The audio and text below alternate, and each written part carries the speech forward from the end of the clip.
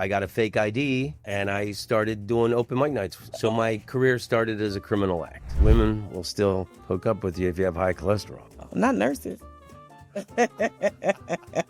What's the otoscope used for? To detect people's odors. Tony's a cute, my love is pure.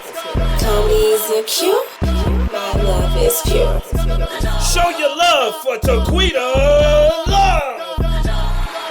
Comedy is cure.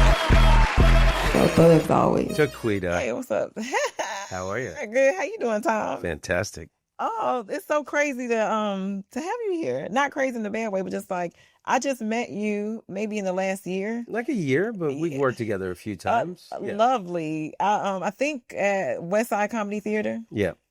That's what we had. We supposed to do a show together. We're supposed to create like a show. You remember we talked about that? The nursing show?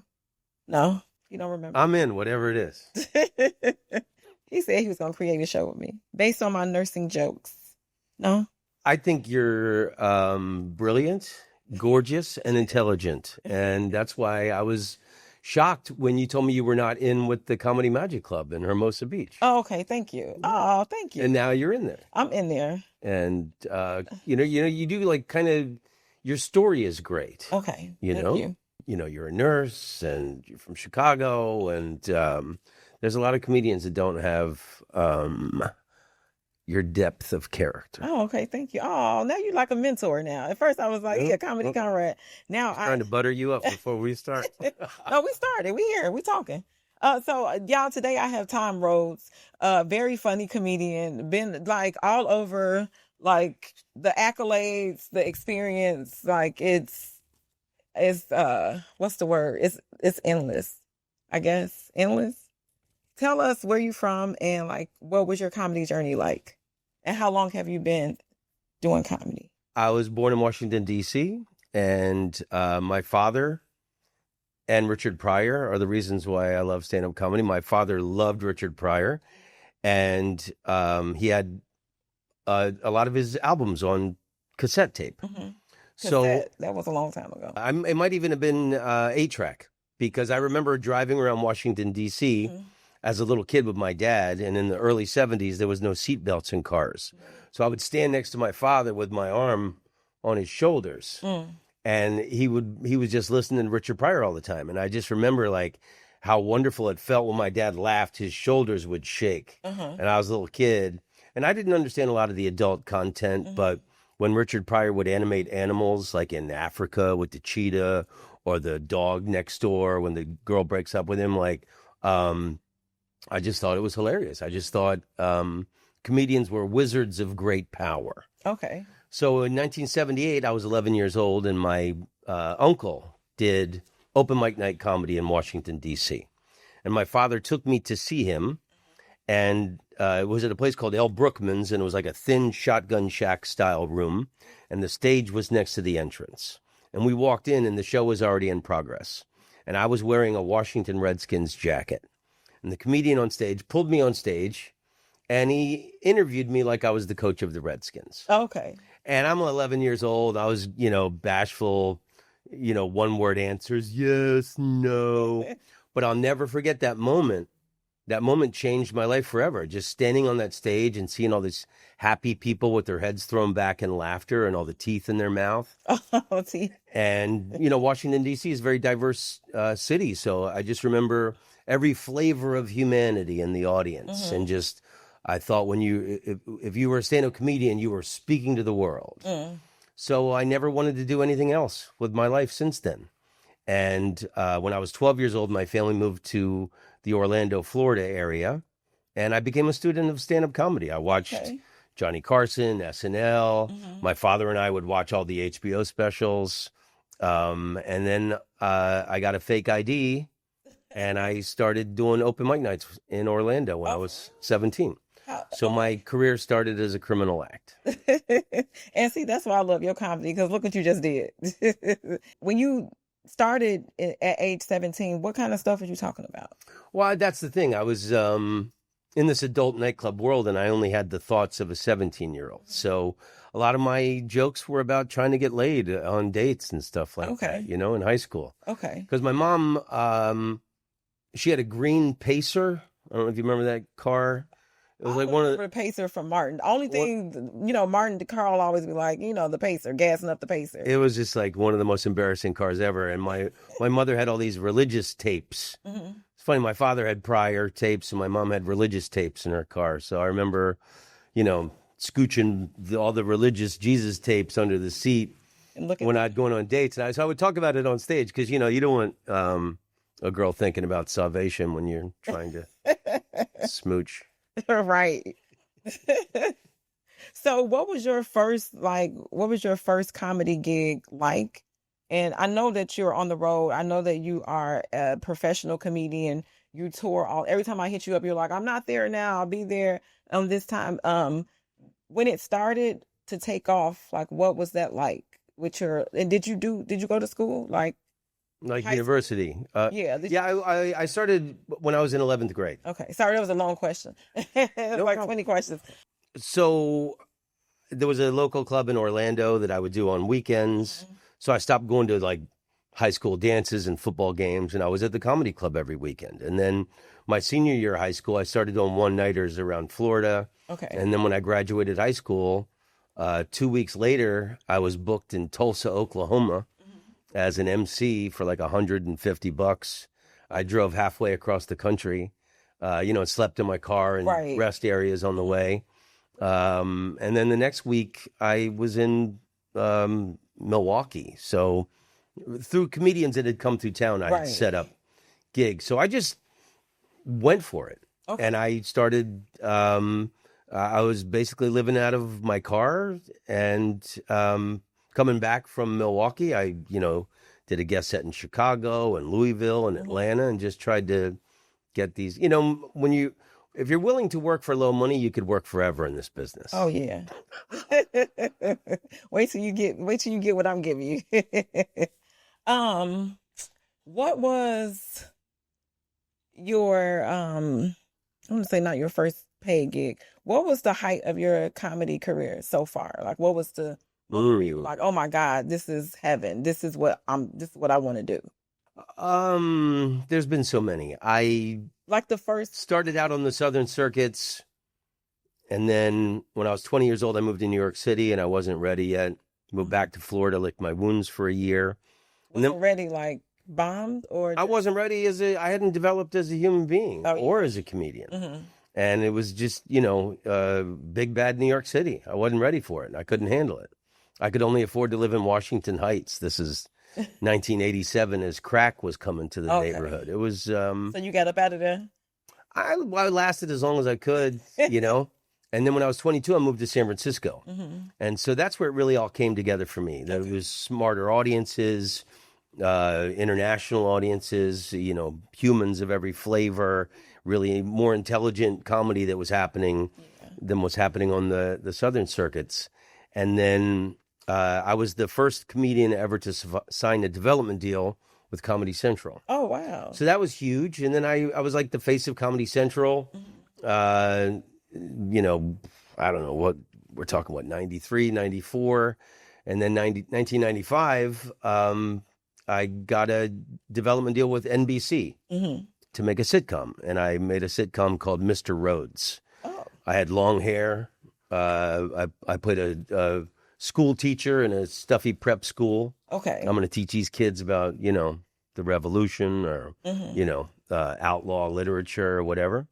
It only lasted for 1 year, but I had a truckload of money when it finished. Oh, yeah, that's amazing. So I looked at that money I had as my NBC artist grant.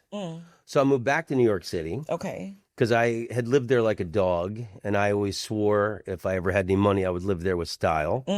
So I got a Rockstar apartment in the Wall Street area. Ooh. And it was really great because I got in with the Comedy Cellar and all the best clubs, which still pays, benefits to this day. Mm-hmm. The fact, I was just in New York a few weeks ago and got to do tons of sets. But I also started taking trips to London with this money. Okay. And I got in with London.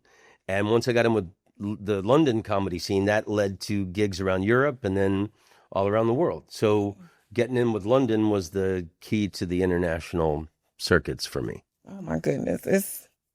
I'm happy you think that little old me, you think so highly of me. I do. Thank you so much. You have no idea. I appreciate that. And magenta is your color. Thank you. So I feel like popping. Hey, I was like, oh, look at this. It make me. You know, you have like such a wonderful spirit. I remember I lived in Amsterdam for 5. Oh yeah, so that was another thing. I had a late night talk show on Dutch television. What? I lived in Amsterdam for 5 years. So I think so that was a highlight also. There's been a lot of highlights. So that you've had so many highlights. Like, what would be the height of your career? Like, what would you want to happen that you can say like, oh, I've arrived, and I'm happy. I'm like, you know what? Because I grew up on Richard Pryor albums and other comedy albums, my comedy albums and my specials that I've made, I think are what I'm most proud of. I think all we have to leave behind when we check out of this life is the art that we've created. Yeah. So for a comedian, it's your specials and your albums, Wonderful. So, we mentioned me being a nurse. I always like to talk to my guests about a medical mishap or some type of like ER visit, unexpected trips to the emergency room. Do you have any? I have a lot to talk about, and let's get to the most current one. I just started skateboarding. And I saw that 3 days ago. I had a wreck on my. Oh yeah, you bruised up. So it was pretty remarkable. I live near Pan Pacific Park, and there's this massive hill with a big curve right in front of the Holocaust Museum. And I'm going down this hill, and then it was getting wobbly, and it was like New York when I was 20 years old. I wasn't ready for this hill yet. I just started skateboarding a few months ago. So I bit off more than I could chew. I guess that's the story of my life. And I'm starting to wobble, so I steered it into the dirt, and I went, and I know Jesus caught me because I was going fast, and I put my hand out, and I landed took the brunt of the force on my left hand, and yesterday it was really swollen. What do you think? Did you go to the doctor? It looks fine right now. My family doesn't go to the doctor unless you have a bullet hole. Look, but see, it's purple. Yeah, you need some ice on that. I've been icing it. Okay. And then I forgot my knee pads. Well, you only came for the assessment. No, that's I came here because I'm a big fan of Taquita Love. Hey. What made you start skateboarding? Like, what was it like? Was it something you wanted to do all along, or was it just like... I used to be a really heavy partier, and I used to drink. That was my big emergency room story. Do you see the scar right there? Mm-hmm. It blends in nicely with the wrinkles. I was always a heavy drinker, heavy partier, and 2009, my father was killed by a drunk driver. 2011, my little sister, who I was really close with, died of breast cancer. So 2012, 2013, I had stopped drinking for pleasure. Okay. I was just so heartbroken. I was just numbing the pain. January 2nd, 2014, I was in Philadelphia playing at Helium. And I had New Year's Day off, and I got so plastered. I was in some working man's bar, and I just blacked out and fell off this bar stool like a tree and busted my head open. And there's blood everywhere. And some guy lifts me up, and he yells. And once my head hit the ground, I was wide awake. And this guy lifts me up, and he yells out to the bar, "We got to call an ambulance." And I said, "Forget that. I don't have health insurance. Don't you dare call an ambulance." He goes, "You got to get to a hospital." I'm like, "How far is the nearest hospital?" He goes, 2 blocks. 2 blocks, and you were going to call an ambulance? Right. It's like $15,000. So I got a wad of napkins off the bar, and I walked to the nearest hospital. And after I walked that first block, I said to myself, 7,500. But it was one of the best things that ever happened to me, because the next day I saw so much ugliness in the mirror. I had this Frankenstein stitches and, black eye and this bloated white guy alcoholic face, and just like, I just thought I was not put on this earth to be drunk every night. I was put on this earth to do great things. So it's one of the best things that ever happened to me. I've not had a drink since then. That was 11 years ago. I actually think that Jesus pushed me off that stool. Sometimes he got to knock you down to bring you up. Yeah.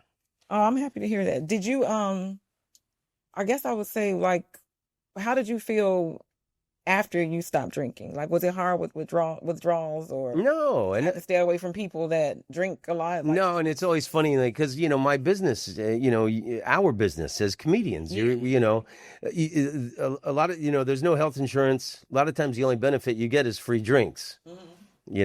So it's just always funny when I'm around people and they know I don't drink. They'll go, "Will this bother you?" Oh yeah, it was an open beverage near me, and I capitulated. No, because sometimes when people like really have a problem with alcohol, it's like you got to stay away from people, places, and things.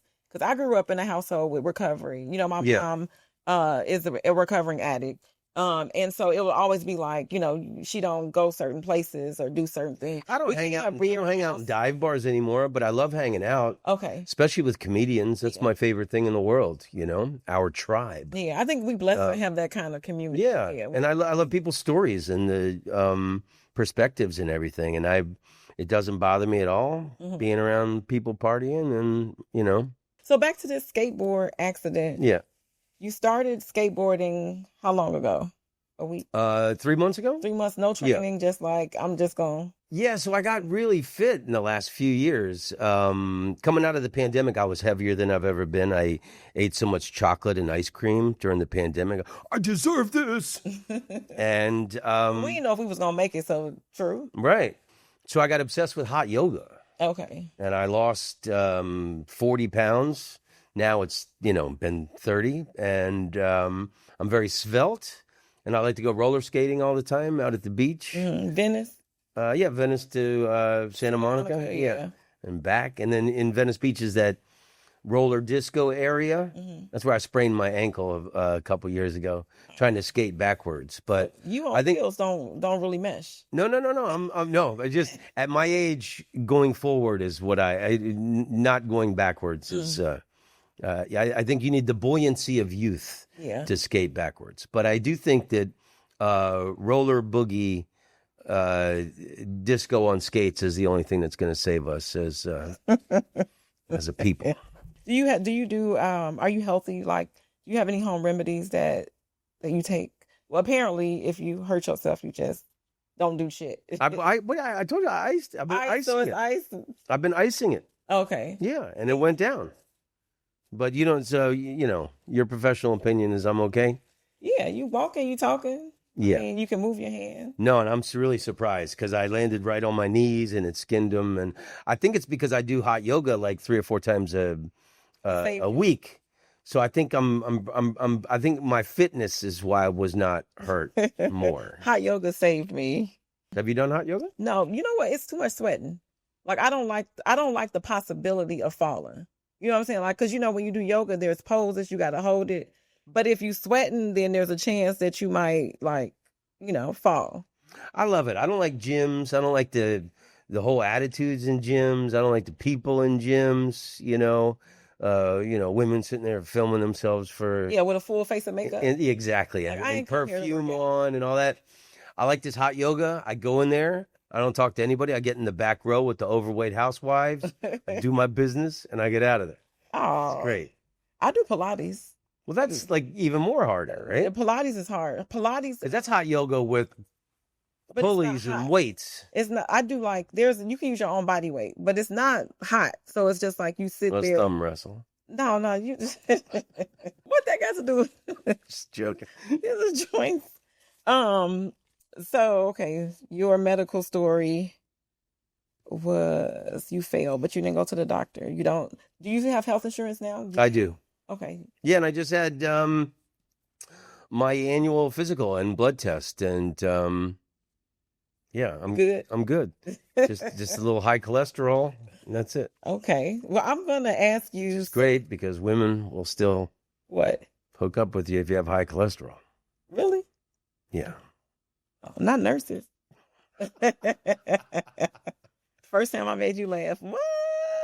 Okay, so my background is nursing, and I people always ask me like, how do you do both? Like how can you be a comedian and a nurse? Because the two avenues people think it takes all of it. But That's why I think you're so special, because the thing about being a comedian is you need personal experiences. So your experiences are more unique. Yeah. You know, and you have a lot to draw from, you know? Draw, like, look at you, wordplay. Like, I didn't mean it that way, but look at that. Look at that. In sync. But so I'm gonna put you in my world for a minute. Okay. Are you ready for it? Yeah. You think you can handle it? Yeah. Okay. Give me a second. I'm gonna put my lab coat on to make it real. Okay. Okay. So Tom Rhodes, I'm gonna ask you some questions. Would you say you want something easy or hard? Whatever you like. I'm gonna give you. Okay. So you talked about cholesterol. What does high blood pressure put you at risk for? Heart attack. 2 more. 3 things. I heard that, heart attacks were the number one killers of comedians, and then someone told me heart attacks are the number one killers of everybody. Yeah, because your heart stopped like that. You might have told me that. Maybe because I think because I said that to you, and I think I got in the green room. I give you knowledge. When I'm telling back to you what you told to me. Yeah, because everybody be like, "Oh, what was the cause of death?" And they'd be like, "Heart failure." That's always on every. It's just like, right. But something caused the heart failure. But on autopsy, everybody be like, "Oh, heart failure." So yeah, heart attack. It's another one. I guess I'll give you a clue. Sometimes it make one side of your face droop. Stroke. Yeah, and then this one not really obvious. Kidney disease. Okay. Let me see. How long should you wash your hands? You're supposed to sing the birthday song, right? How long is the birthday song? You gonna sing it? 1 minute? 20 seconds. Okay. Do you wash your hands? I wash my hands really good. Yeah. You sing the birthday song when you wash your hands? No, but I really do it. I get in it. I like to soap it up. I like to do the fingers. I'm hygienic. I like to smell good. Smell good? What kind of soap you use? Antibiotic? I get it at Whole Foods. The brand is called Good. Oh, okay. And I always said it looks stupid when you go into Whole Foods and you go, "Hey, where's the Good soap?" And if it's a younger employee, like, "You stupid old man. It's all good." No, the brand is Good. Yeah. It used to not be in packages, and they had a little section, and you could get the different scents. Is it expensive? The peppermint. No, it was like $3 for $6, but now they sell it like in boxes, and you can't. It used to be like, the candy section where you could pick different, Oh, okay. I never heard of that. Yeah. We just use peppermint lavender. What is that? Look at you. That's your smell? Peppermint and lavender? Yeah, those are mine. Either or. I got another question for you. What does stat mean in a hospital? Stat.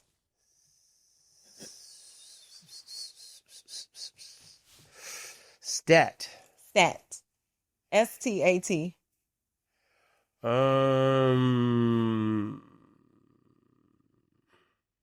It can be the wrong answer. Silly technique. I don't know. Silly technique. What? You got AT? Stat. Now, like immediately. When they be like, "Give me 4 cc's of such and such," stat. No?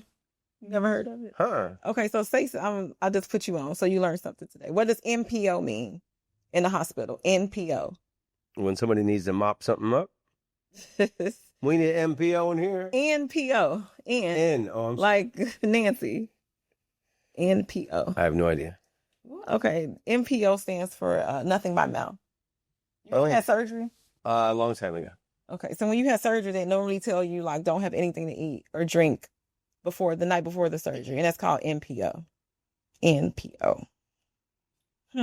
True or false? Let me see if you got this. Your heart skips a beat when you sneeze. True. Yeah, that's true. Oh, okay, a little something. I was just guessing. What's the otoscope for? Otoscope used for? You can guess again. You probably gonna get it. Otoscope. What is it used for? To detect people's odors. Oto. If somebody got a really bad body odor, it goes up into the red. If somebody comes in smelling like lavender or peppermint, it goes down to the blue. Okay. What is it? What's Look into the ears. It's for the ears. Oh. Yeah, if you got some issues. I thought I was having some ear issues a couple years ago, and they looked in my ear with the doctor, and they said my ears were fine. She said I had arthritis in my jaw hinge. Jaw hinge? What is it? TMG?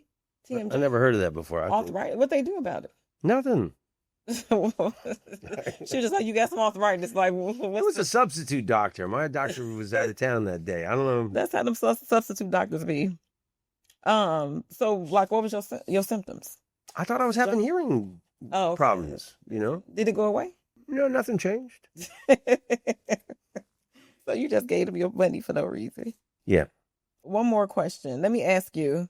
I'm going to give you a choice. What's the polite way to say somebody can't poop? Someone can't poop. Medical term. When someone is constipation. Yeah. Ding, ding, ding, ding, ding. Okay. Let me see. Okay. I wouldn't think that was a medical term because we've heard that. Like, I guess it is. Yeah. We write constipated in the charts. What does CPR stand for? Cardiac. No. Oh, yeah, almost it. CPR. CPR. It's a kind of car made by Mitsubishi. Is it really? No, I don't know. CPR. What's not cardiac? It's not cardio. Physical remedy. Resuscitation. Something like that. We just don't roll with it. Okay, yeah. Cardio. Pulmonary resuscitation. Okay. Yes. Come on, Tom, you know. I think you said you can't do the challenge, right? Yeah, my hands on my arm. Your arm? Yeah. Can we do another challenge of another variety? Without the gown? Yeah, because You want to do the other ones? Which one? Just a couple of everything but the gown. You can't do the shoes, right? I could try, but I think it'd be really long. Can we thumb wrestle? No, get that. You know what? I'm not thumb wrestling with you. But well, Tom, what do you have? I just thought we should hold hands for the rest of the interview. Well, it's over. I know. Just hold hands. Y'all, I got me a new friend, Tom Rhodes. He only came because he wanted me to look at his hand today to assess his, because he don't want to go to no doctor. That's not true. I was excited. No, and that was one reason I was happy that I wasn't injured. You know. Yeah. So I could do this. I appreciate it. And then, like a couple of nights ago, I could hold a microphone. So all right. Good. Now, if it stopped you from holding a microphone, you would get. Then I would have gone to the doctor. Yeah. That's what real love is. When you love your job, you be like, I'm not gonna let nothing stop me. Yeah. Well, I'm so happy you came to visit me, and I'm happy I got to learn more about you. What do you have coming up? What's next? I'm going to Ireland at the end of the month. I'm doing the Dublin International Comedy Festival. Then I got a week of shows in Paris. Oh, nice. And then I'm doing this music festival in Budapest the second week of August. Oh, you booked and blessed. Yeah, it's supposed to be the biggest music festival in Europe. It's called the Sziget Festival. And there's a comedy stage, and I'm headlining on the Thursday. Oh, I'm so happy. And it doesn't pay much money.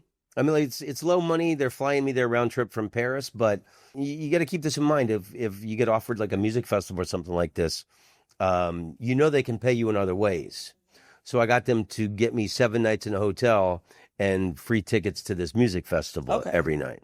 So and they did it. Hey, because you that dude. Hey, y'all, tell everybody where people can find you.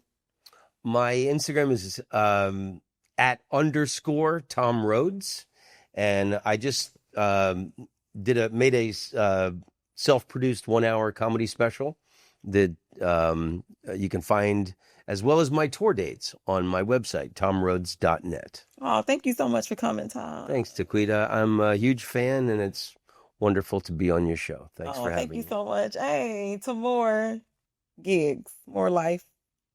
Comedy is the cure. Hey. Tony's a cure. My love is pure. Tony's a cure. My love is pure. Show your love for Taquita